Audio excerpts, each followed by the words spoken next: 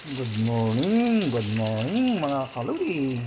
Good evening din sa Pilipinas. Ayan, nagluluto tayo ng pampano. Piritong pampano. Ang ating tanghalian. Ito naman ngayon ang ating pampano.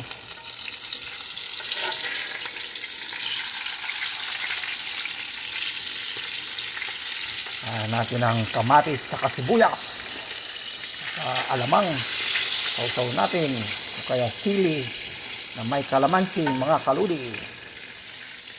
Kakasawa na laging lagyan ng kamatis.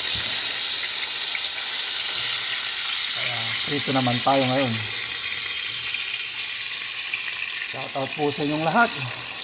Ingat po kayo, lahat ng mga OFW na katulad ko. Hirap ng buhay sa ibang bansa. Mag-ingat po kayo, lagi po kayong magdasal para hindi tayo pabayaan. Laban po lang sa hamon ng buhay sa ibang bansa para sa ating mga pamilya.